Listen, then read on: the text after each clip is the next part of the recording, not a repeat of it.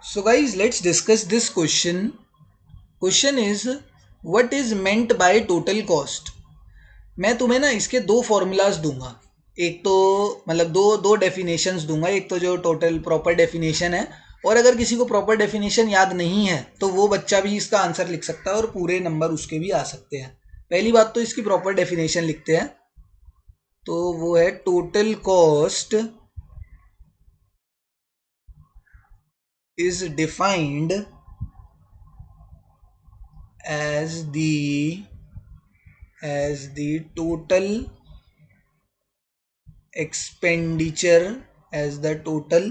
expenditure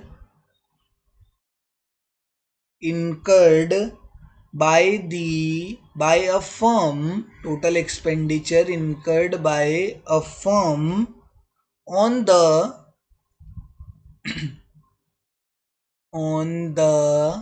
factors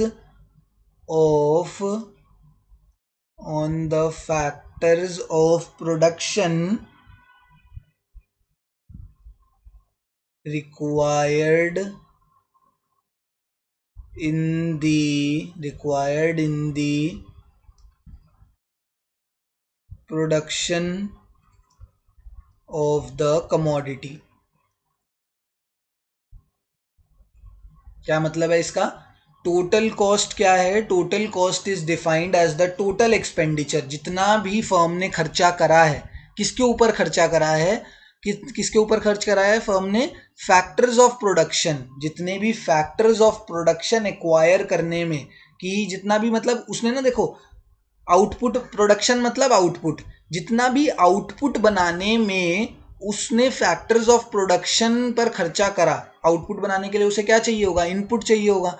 तो जितना भी उसने इनपुट्स खरीदने में खर्चा करा उसको बोला जाता है टोटल कॉस्ट. ऐसे एक तो ये डेफिनेशन प्रॉपर है. दूसरा, एक डेफिनेशन ये हो सकती है कि टीसी कैसे निकलता है? TC is defined as total variable cost plus total fixed cost. तो अगर कोई बच्चा पेपर में ये डेफिनेशन लिख के आए कि total cost is the summation of total fixed cost and total variable cost.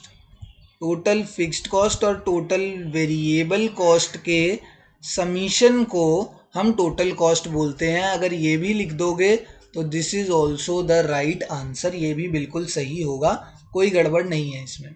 तो अगर आंसर ये लिखो, क्योंकि डेफिनेशन मांगी है, डेफिनेशन फॉर्मूले से बना के लिखो तो भी सही है, और अगर इसकी प्रॉपर डेफिनेशन लिख दोगे तो भी सही है. ठीक है ना?